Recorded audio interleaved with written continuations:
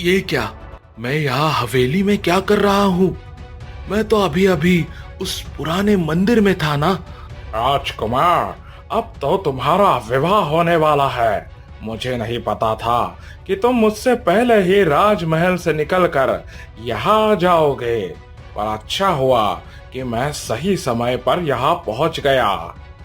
महाराज, मैं आज अत्यंत प्रसन्न हूँ कि मेरी पुत्री आखिरकार राजमहल की रानी बनने जा रही है। पिताजी, आप मेरा विवाह तो बलपूर्वक करवा देंगे, पर मैं कभी माया को सुखी नहीं रख पाऊंगा और ना ही मैं स्वयं कभी इस बंधन में प्रसन्न रह पाऊंगा। मैं ये विवाह कदापि नहीं कर सकता, चाहे आप कितनी भी जोर जबरदस्ती क्यों ना कर ले। राजकुमार गौतम की आंखों में अश्रु छलक आते हैं और वह उदास होकर एक कक्ष की ओर चला जाता है। महाराज, हम क्या करें? यदि द्वार पर आई हुई बारात लौट गई तो मेरी बेटी का जीवन तो सदैव के लिए उजड़ जाएगा ना। मेरा बेटा बिल्कुल अपनी स्वर्गवासी माँ की तरह हठी है। वो इतनी सुगमता से नहीं मानेगा। महाराज, क्यों ना हम एक उपाय करें। हम राजकुमार से कहेंगे कि हम उसका विवाह उसकी इच्छा अनुसार नंदिनी से ही करवा रहे हैं। फिर घूंघट की आड़ में माया को बिठाकर राजकुमारी से विवाह संपन्न करवा देंगे। वाह याशिका, तुमने क्या अद्भुत युक्ति सोची है। ठीक है, तुम जाकर अपनी पुत्री को अच्छे से तैयार करो और तब देखो राजकुमार कैसे इस विवाह के लिए तुरंत हाँ करता है। राजा वासुदेव चिंतित होने का ढोंग करते हुए कक्ष के भीतर जाते हैं, जहां राजकुमार गौतम एक कोने में बैठा हुआ खिड़की से आसमान की तरफ देख रहा होता है। नंदिनी, तुम चाहे जहाँ भी रहो, पर तुम ही मेरी पत्नी बनोगी। तुम्हारे स्थान को मैं और किसी को नहीं दे सकता। हाँ राजकुमार, मैं जान गया हूँ कि तुम केवल नंदिनी को ही अपनी पत्नी बनाना चाहते हो। ठीक है, मैं तुम्हारे इस हट के सम्मुख हार गया। तुम्हारी माँ भी हर समय मेरे सामने ऐसे ही हट किया करती थी। चलो, मैं तुम्हारा विवाह नंदिनी से ही करवाऊंगा, किसी और से नहीं। मैंने उसे बाहर तैयार होने के लिए कह दिया है। क्या क्या ये सत्य है पिताजी? आप मेरा विवाह नंदिनी से करने के लिए तैयार हो गए हैं? हाँ, क्यों नहीं। जब मेरे पुत्र की ही प्रसन्नता उस लड़की में है तो मैं किसी और से तुम्हारा विवाह क्यों करवाऊं। चलो, अब शीघ्र ही तैयार होकर बाहर आ जाओ।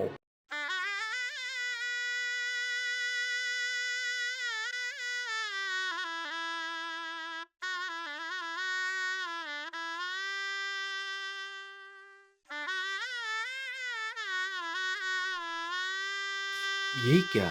नंदिनी मुझसे अपना मुख क्यों छुपा रही है? लगता है लज्जा के कारण उसने इतना लंबा घूंघट कर रखा है। कोई बात नहीं, विवाह के पश्चात तो मैं ये चांद सा मुखड़ा प्रतिदिन देखूंगा।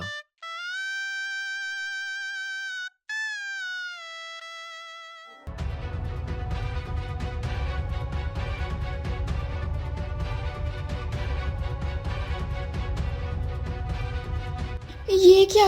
मैं यहाँ कहाँ आ गई? मैं तो मंदिर में थी। और राजकुमार कहाँ है? ये सब क्या हो रहा है? तभी अचानक नंदिनी का पैर किसी भारी चीज से टकरा जाता है और वह जमीन पर गिर पड़ती है। कौन है यहाँ पर? सामने आओ। देखो, मैंने कुछ भी नहीं किया है। मुझे मुझे कुछ मत करना। मुझे जाने दो। कौन है? कौन है वहाँ? मुझे बहुत जोरों से प्यास लगी है। कोई मुझे थोड़ा पानी पिला सकता है? जो कोई भी हो, मुझे पानी पिला दो। ठीक है बाबा, मैं आपको पानी पिलाती हूँ। लगता है आप भी मेरी ही तरह यहाँ फंस गए हैं। नंदिनी जल्दी से वहाँ रखा पानी दीनानाथ को पिलाती है और वह नंदिनी को ध्यान से देखने लगता है। बेटी, तुम कौन हो और इस अंधेरी कोठरी में क्या कर रही हो? मुझे खुद नहीं पता बाबा कि मैं यहाँ कैसे आई। मैं तो कुछ समय पहले मंदिर में थी और जब मेरी आंखें खुली तो मैं यहाँ थी। लगता है बेटी कि तुम पर भी किसी बुरे इंसान की नजर पड़ गई है। अंधेरे से भरी वह रात इसी तरह बीत जाती है। जैसे ही सुबह होती है, दीनानाथ नंदिनी के चेहरे को देखकर हैरान रह जाता है। अरे ये क्या बेटी, तुम तो दिखने में बिल्कुल वैसी ही खूबसूरत हो जैसे परसों पहले मेरी बेटी वर्षा हुआ करती थी। बाबा ये आप क्या कह रहे हैं? आपकी बेटी? और बाबा आप तो बहुत कमजोर दिख रहे हैं, आपको तो डॉक्टर के पास जाना चाहिए। नहीं बेटी, मैं डॉक्टर के पास कैसे जाऊंगा? मैं तो बरसों से इस काल कोठरी से बाहर ही नहीं गया। एक बहुत दुष्ट औरत ने मुझे यहाँ कैद करके रखा है। पर बेटी, तुम्हारे माता पिता कौन है? तुम कौन हो? मुझे नहीं पता बाबा कि मैं कौन हूँ और मेरे माता पिता कौन हैं। मुझे तो ये भी याद नहीं कि मैं किस गांव से आई हूँ। मुझे अपने नाम के अलावा कुछ भी पता नहीं है। मेरा नाम नंदिनी है। नंदिनी बेटी, तुम्हारा नाम तो बहुत प्यारा है, पर कोई तो वजह होगी जिसके कारण तुम्हारी सारी यादें मिटा दी गई। दीनानाथ अपनी बात कह ही रहा होता है कि अचानक उसकी नजर नंदिनी के हाथ पर बने एक काले निशान पर पड़ती है। उसे देखते ही वह चौंक जाता है। ये क्या?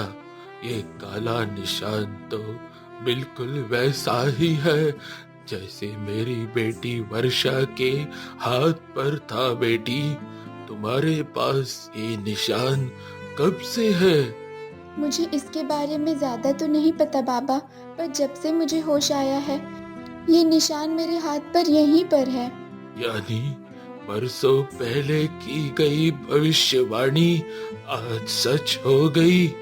तुम मेरी ही नातिन हो बेटी, मेरी बेटी वर्षा की बच्ची। ये आप क्या कह रहे हैं बाबा? मैं तुम्हारा नाना हूँ बेटी, और ये सब उस दुष्ट औरत की चाल है। अब वक्त आ गया है जब तुम्हें यहाँ से जाना होगा और अपनी माँ को आजाद करना होगा जो बरसों से उस नदी में तड़प रही है। ये आप क्या कह रहे हैं नाना जी? मेरी माँ कौन सी नदी में है? मुझे अपनी माँ से मिलना है, मुझे रास्ता बताइए। बेटी, तुम तुरंत यहाँ से दक्षिण दिशा की तरफ जाओ।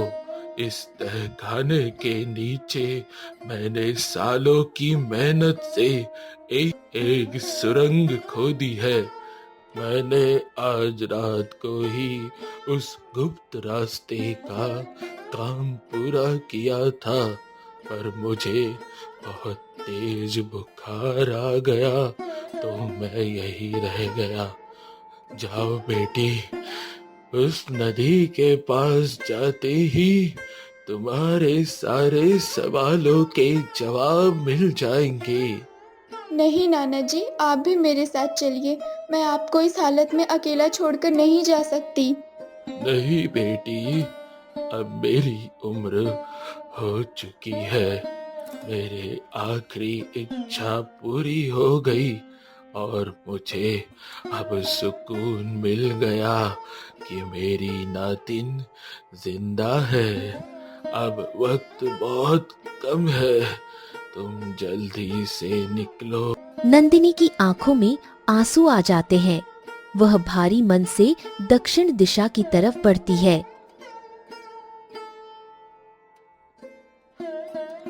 जहां उसे एक बड़ी सी सुरंग दिखाई देती है।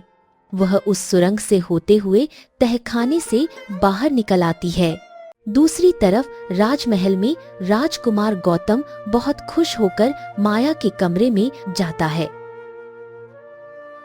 नंदिनी, क्या बात है?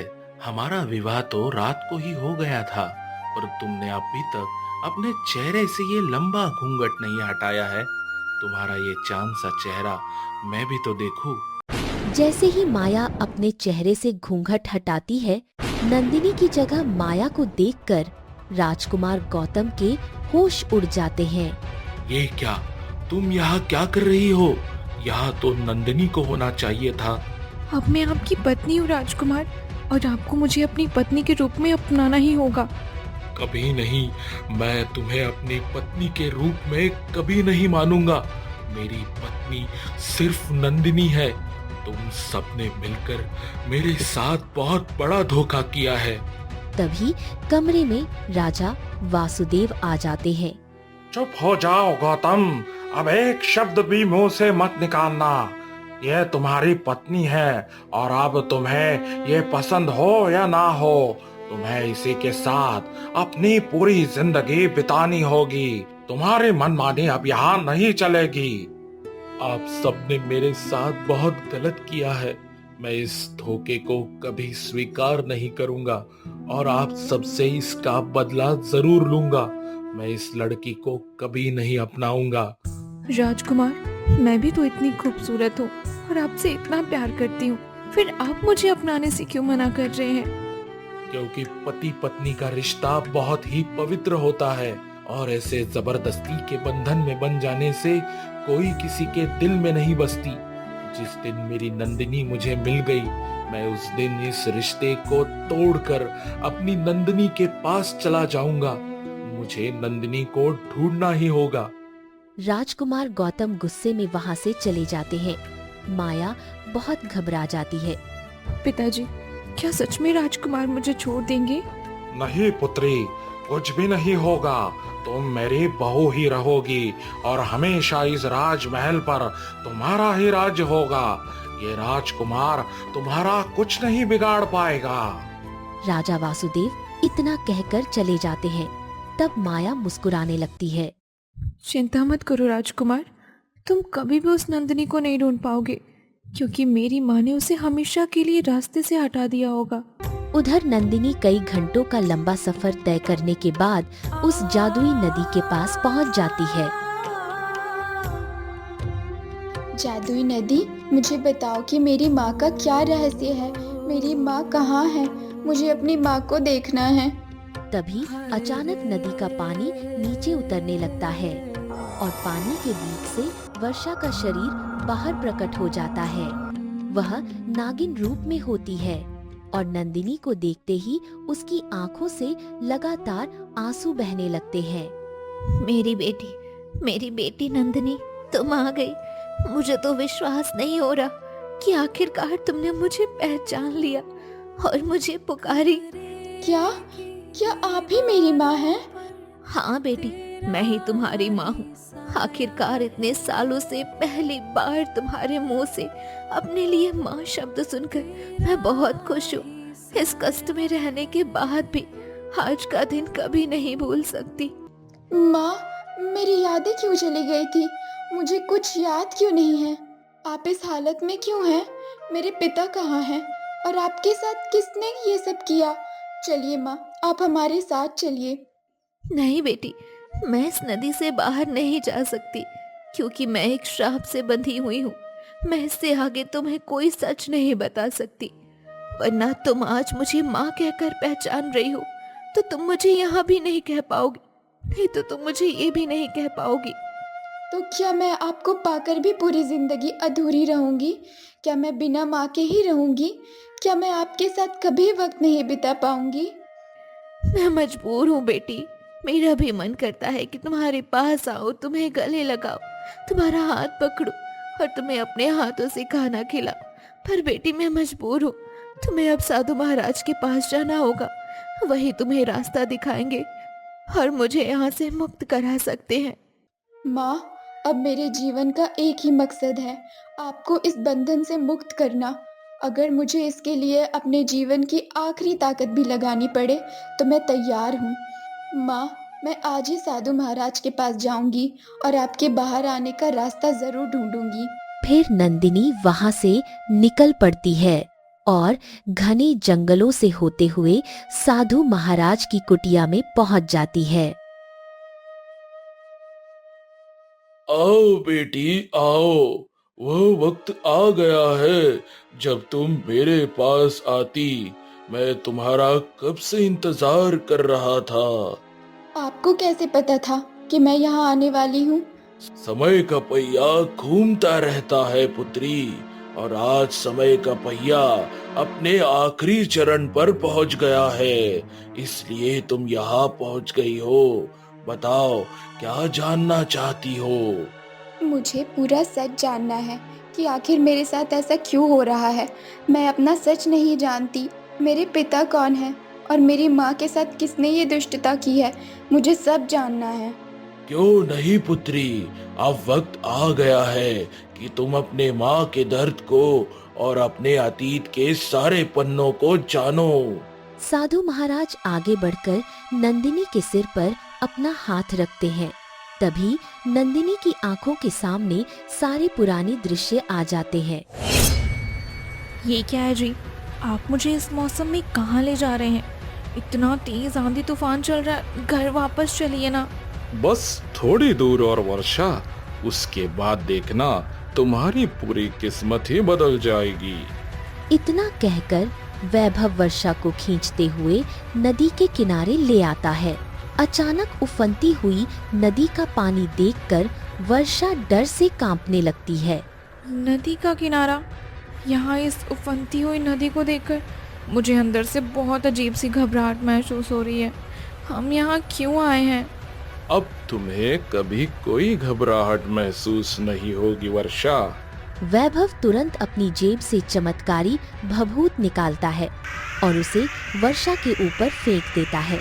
भभूत गिरते ही अचानक वर्षा का शरीर एक तेज रोशनी में गायब होने लगता है। ये क्या? मेरा शरीर इस तेज रोशनी में गायब कैसे हो रहा है जी? आपने मेरे साथ ये क्या किया? क्यों किया ऐसा? तुमने क्या सोची थी वर्षा? तुम ठाकुर की बेटी हो और मैं तुम्हारी हवेली का एक मामूली नौकर था। मैंने तुमसे शादी की तो क्या मैं पूरा जीवन तुम्हारी गुलामी करूंगा? कभी नहीं। अब मैं इस गांव का ठाकुर बनकर तुम्हारे ही धन दौलत पर राज करूंगा और तुम हमेशा के लिए मेरी जिंदगी से दूर चली जाओगी। तभी अचानक वर्षा का पूरा शरीर रोशनी का एक गोला बनकर नदी के पानी में समा जाता है। वैभव वहां से मुस्कुराते हुए निकल पड़ता है।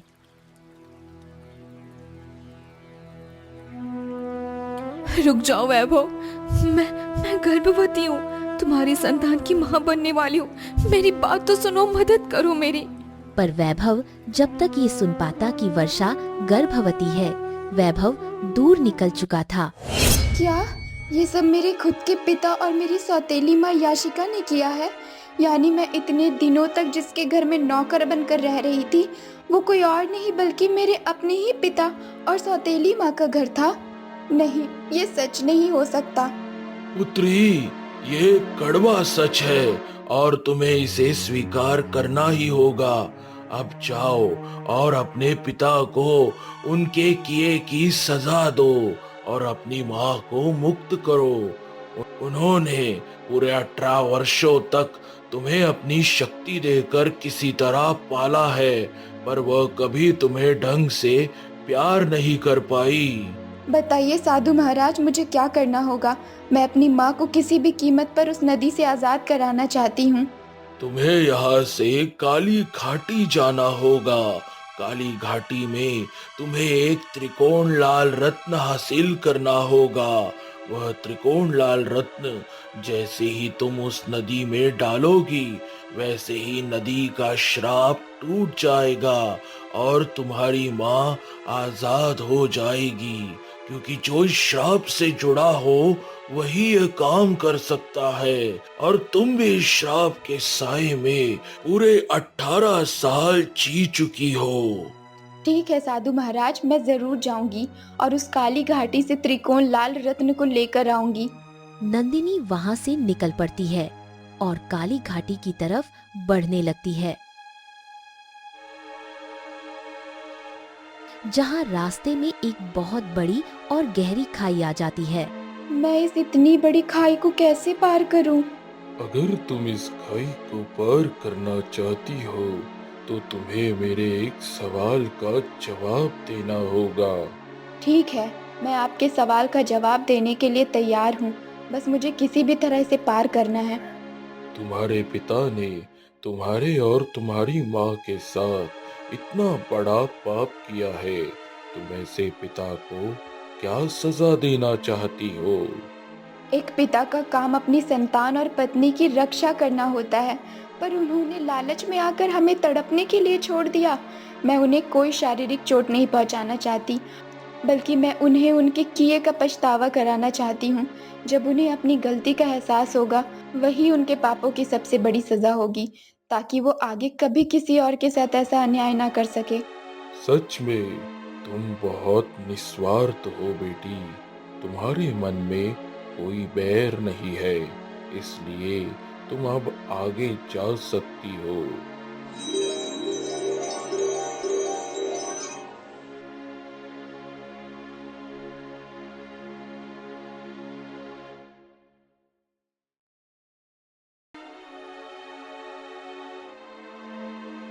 आखिरकार मैं काली घाटी पहुंच गई, बस मुझे जल्दी से उसे हासिल कर यहाँ से जाना होगा।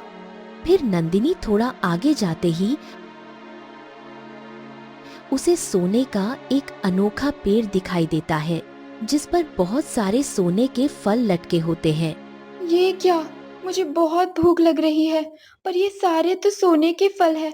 इतने सारे कीमती फल इस पेड़ पर लगे हुए हैं। तुम इन सोने के फलों को तोड़ लो बेटी, और यहाँ से दूर जाकर एक अच्छा और आराम का जीवन जियो। अपनी माँ को आजाद करा के कहीं दूर चली जाओ, क्योंकि अगर तुम अपनी सौतेली माँ और राजा के पास वापस गई तो वे लोग तुम्हें और तुम्हारी माँ को कभी चैन से नहीं जीने देंगे और हमेशा के लिए मिटा देंगे।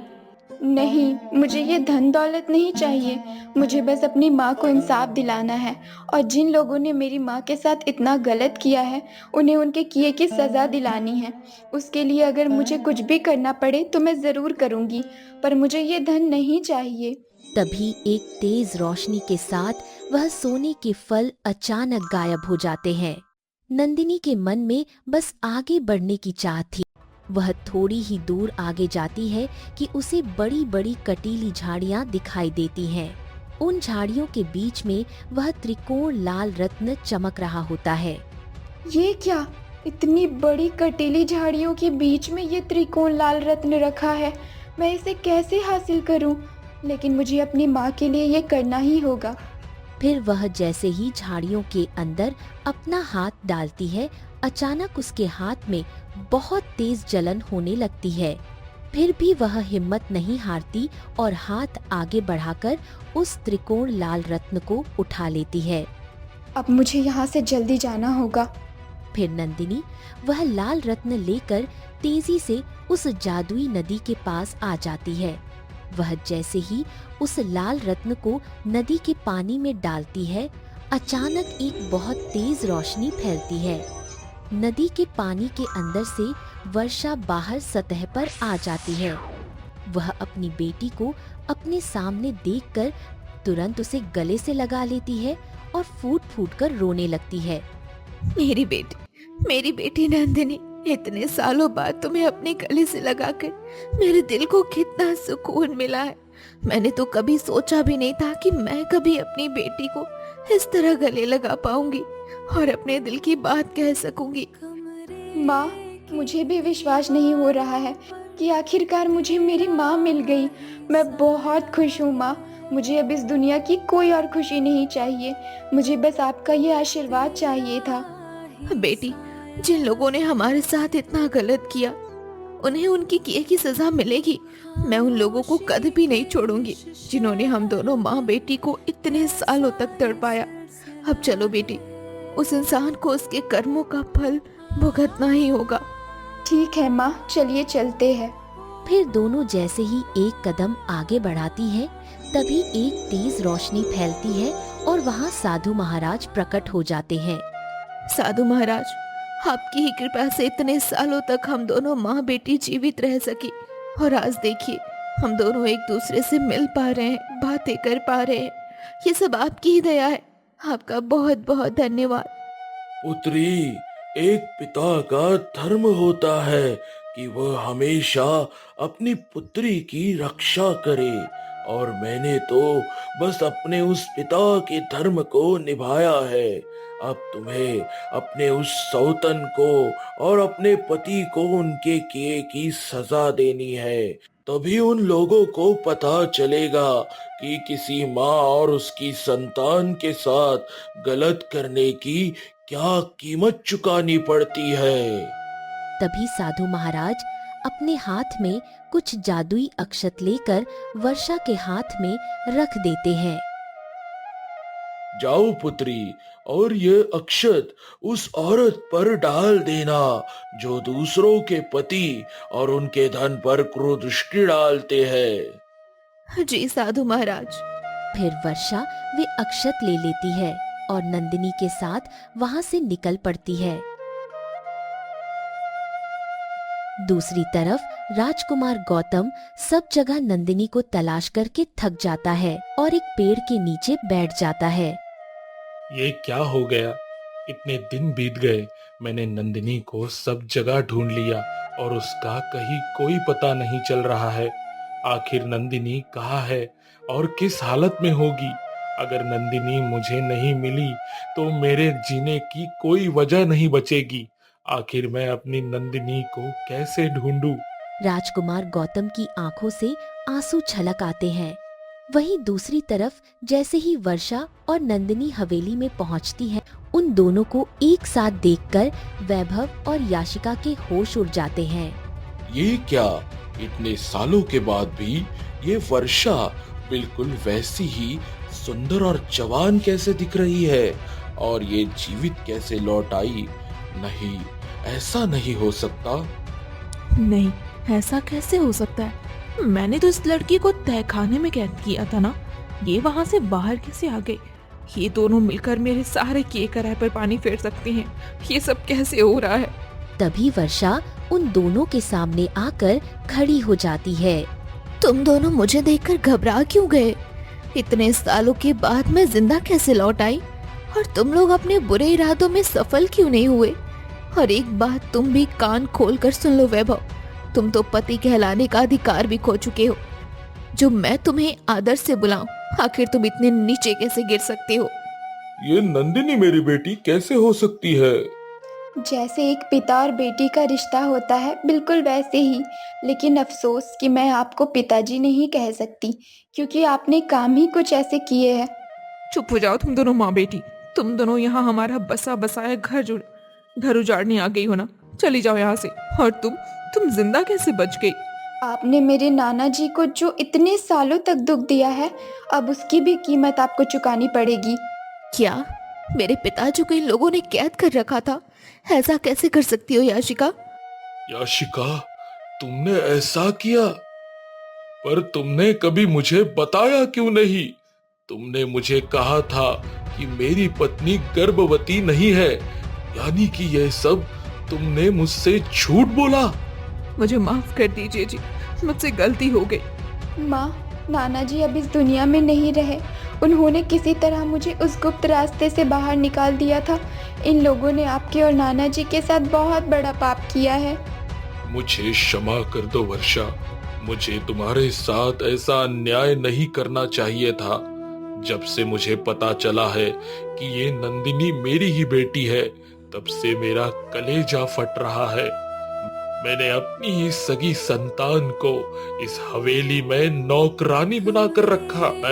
मैं खुद को कभी माफ नहीं कर पाऊंगा वर्षा, मुझे एक अवसर दे दो। अच्छा, तो तुम मुझसे अब पीछा छुड़ाकर इस वर्षा के पैर पकड़ रहे हो? रुको, मैं अभी तुम दोनों का खेल खत्म करती हूँ। याशिका जैसे ही आगे बढ़ती है, वर्षा साधु महाराज के दिए हुए जादुई अक्षत उसके ऊपर फेंक देती है। तभी एक तेज रोशनी होती है और याशिका अचानक एक भिखारी के रूप में बदल जाती है। ये क्या? मेरे सुंदर वस्त्र कहाँ गए? मैं इस भिखारी के रूप में कैसे बदल गई? ये क्या अनर्थ हो गया? अब तुम इस भिखारी के रूप में अपना बाकी का जीवन बिताओगी। जिस तरह अपनी बेटी के लिए इतने सालों तक तड़पती रही, अब तुम भी दर दर की ठोकरें खाओगी। तुम अपनी संतान के सुख के लिए तरसोगी और दुनिया का कोई भी इंसान तुम्हें पहचान नहीं पाएगा। तुम एक एक पैसे के लिए भीख मांगोगी। नहीं वर्षा, तुम मेरे साथ ऐसा नहीं कर सकती। वैभव, देखो ये मेरे साथ क्या कर रही है। मुझे बचाओ, मुझे अपने पास रख लो वैभव। दूर हो जाओ यहाँ से। तुम कौन हो? मैं तुम्हें नहीं पहचानता। पता नहीं कहाँ कहाँ से भिखारी हवेली के अंदर चले आते हैं। भागो यहाँ से। ये क्या हो गया? आप भी मुझे नहीं पहचान रहे। जो आपने मेरी माँ के साथ किया, आज वही सब आपके साथ भी हो रहा है। यही आपके पापों का न्याय है। याशिका रोती बिलखती हुई वहाँ से हमेशा के लिए चली जाती है। तब वर्षा वैभव की तरफ मुड़ती है। वर्षा, मुझे सच में नहीं पता था कि याशिका इतनी बड़ी चाल चल रही है। वो डायन कहाँ चली गई? मैं उसे ढूंढ कर छोड़ूंगा नहीं। इंसान जैसा कर्म करता है उसे वैसा ही फल भोगना पड़ता है। अब पछताने से क्या लाभ। चले जाओ यहाँ से वैभव। आज के बाद मैं तुम्हारा ये पापी चेहरा कभी नहीं देखना चाहती। तुम्हारा साया भी अब मेरी बेटी पर नहीं पड़ना चाहिए। ठाकुर वैभव फूट फूट कर रोता हुआ हवेली से बाहर निकल जाता है। माँ, आज मैं बहुत खुश हूँ कि मुझे आपकी ममता मिल गई। पर माँ, मैं राजकुमार गौतम से एक बार मिलना चाहती हूँ। वो मुझसे बहुत प्रेम करते हैं और इस विरह में तड़प रहे हैं। मैं बस उन्हें एक बार देखना चाहती हूँ। क्यों नहीं बेटी, चलो चलते हैं। जिसने सच्चे दिल से तुम्हें चाहा, उसे तुम्हारी खुशियों का हक मिलना चाहिए ना। फिर वर्षा और नंदिनी वहाँ से निकलकर नंदिनी को वहाँ देखते ही राजा वासुदेव का गुस्सा भड़क उठता है। तुम यहाँ क्या कर रही हो लड़की? चली जाओ यहाँ से। तुम मेरे बेटे की जिंदगी उजाड़ना चाहती हो। तुम्हारी यहाँ आने की हिम्मत कैसे हुई? महाराज, मेरी बात तो सुनिए। मुझ पर लगा लांछन झूठा है। तभी वर्षा आगे आती है और राजा वासुदेव को याशिका के सारे षड्यंत्र का सच बता देती है। सच जानकर राजा की आंखों से आंसू छलक आते हैं। कोई इंसान हमारे ही राज्य में रहकर इतना नीचे कैसे गिर सकता है? मैंने एक निर्दोष बच्ची को गलत समझा। मुझे क्षमा कर दो बेटी। महाराज, अब जो हो गया सो हो गया। बस मैं अपनी पुत्री को राजकुमार से मिलाना चाहती हूँ। वहीं दूर खड़ी माया और राजकुमार गौतम भी यह सारी बातें सुन लेते हैं। राजकुमार गौतम भागते हुए नंदिनी के पास आते हैं। नंदिनी, मेरी नंदिनी, तुम्हारे साथ इतना सब कुछ गलत हुआ और तुम इतने दिनों तक कष्ट भोगती रही। मुझे माफ कर दो नंदिनी। मैं चाह कर भी तुम्हें नहीं ढूंढ पाया। मेरा दिल तुम्हारे बिना हर पल मर रहा था। तभी माया भारी कदमों से आगे बढ़ती है। उसकी आंखों में पश्चाताप और दुख के आंसू होते हैं। मेरी माँ और पिता ने आप लोगों के साथ बहुत बड़ा पाप किया है। मैं उनके कर्मों पर शर्मिंदा हूँ। अच्छा, तो तुम उस याशिका की बेटी हो? हाँ, पर मुझे नफरत है उन लोगों से जिन्होंने धन के लालच में आप लोगों की जिंदगी नरक बना दी। नंदिनी, मुझे माफ कर दो। जो सुख और ऐश्वर्य तुम्हें मिलना चाहिए था, वो सब मैंने भोगी। मैं खुद इस जबरदस्ती के रिश्ते को त्यागती हूँ, क्योंकि राजकुमार के दिल में सिर्फ तुम बसी हो। मैं किसी के प्रेम के बीच की दीवार नहीं बनूंगी। पर पुत्री माया, तुम तो अब इस राज्य की कुलवधू बन चुकी हो। नहीं महाराज, आपने मुझे अपनी बेटी माना। मेरे लिए वो सबसे बड़ा धन है। इतने दिनों तक मैं केवल नाम की पत्नी बनी रही, पर राजकुमार को कभी कोई खुशी नहीं दे पाई। मेरा दिल अंदर से टूट चुका है। मुझे मुझे अब ये राजसी ठाट बाट नहीं चाहिए। मैं अपना बाकी का जीवन गरीबों और अनाथों की सेवा में बिताना चाहती हूँ। मैं यहाँ से जा रही हूँ। माया अपनी आंखों में आंसू लिए रोती हुई वहां से मुड़कर जाने लगती है। तभी वर्षा आगे बढ़कर उसका हाथ थाम लेती है। रुक जाओ माया, तुम अपनी उस कपटी माँ से बिल्कुल अलग हो। हाथ से मेरी एक नहीं बल्कि 2 बेटियां होंगी। जिस तरह नंदिनी मेरी सगी बेटी है, उसी तरह आज से तुम भी मेरी बेटी बनकर मेरे साथ रहोगी। तुम्हें कहीं अकेले भटकने की आवश्यकता नहीं है। आज का दिन बहुत भाग्यशाली है। मुझे मेरा खोया हुआ प्यार मिल गया और नंदिनी को उसकी माँ की ममता मिल गई। ठीक है, तो कुछ ही दिनों में मैं तुम दोनों का विवाह पूरे राज्य में धूमधाम से करवाऊंगा। आज अधर्म पर धर्म की जीत हुई है। यह सुनते ही पूरा राजमहल खुशी से झूम उठता है। कुछ ही दिनों बाद राजकुमार गौतम और नंदिनी का बड़े धूमधाम से विवाह संपन्न हो जाता है। वहीं दूसरी तरफ माया भी वर्षा को अपनी मां मानकर उनके साथ एक नए और पवित्र जीवन की शुरुआत करती है।